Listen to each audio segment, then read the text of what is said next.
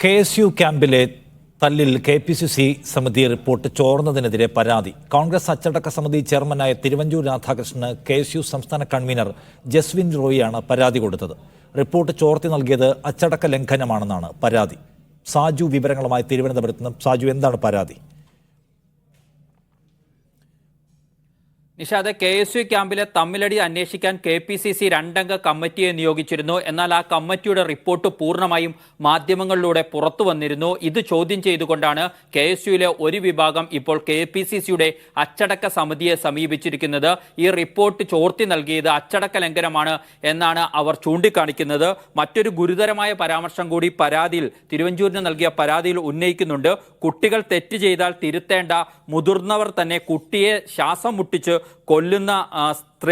കൊല്ലാൻ വേണ്ടി പ്രവർത്തിക്കുന്നത് പോലെയാണ് ഈ റിപ്പോർട്ട് ചോർത്തി നൽകിയത് എന്ന കാര്യമാണ് ചൂണ്ടിക്കാണിക്കുന്നത്. ഈ പരാതിയിൽ പറയുന്ന ഒരു പ്രധാനപ്പെട്ട കാര്യം, ഈ ക്യാമ്പിന്റെ അവസാന ദിവസം KPCC നിയോഗിച്ച സമിതി അംഗങ്ങൾ ക്യാമ്പിലെത്തിയിരുന്നു. തുടർന്ന് അന്ന് രാത്രി തന്നെ ഈ ക്യാമ്പിൽ വീഴ്ച സംഭവിച്ചു എന്ന കാര്യം മാധ്യമങ്ങളിൽ വന്നു. KPCC സമിതിയുടെ കണ്ടെത്തലായി. അതിനുശേഷം 1/6/2024 ഈ കമ്മിറ്റിയുടെ റിപ്പോർട്ടിന്റെ പൂർണ്ണ രൂപം ദൃശ്യമാധ്യമങ്ങളിൽ വരികയുണ്ടായി. ഇത് എല്ലാം തന്നെ ഒരു ആസൂത്രിതമായ നീക്കമാണ് എന്ന് സംശയിക്കേണ്ടിയിരിക്കുന്നു.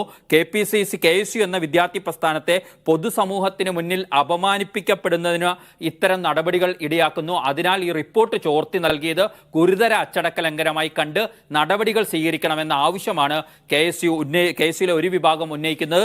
സംസ്ഥാന കൺവീനർ ജസ്വിൻ റോയി ആണ് KPCCയുടെ അച്ചടക്ക സമിതി ചെയർമാൻ തിരുവഞ്ചൂർ രാധാകൃഷ്ണന് പരാതി നൽകിയിരിക്കുന്നത്. സാജു വിവരങ്ങൾ നൽകിയത് തിരുവനന്തപുരത്ത് നിന്ന്. എണ്ണിപ്പറയും ഓരോ വോട്ടും. June 4 media 1-നൊപ്പം.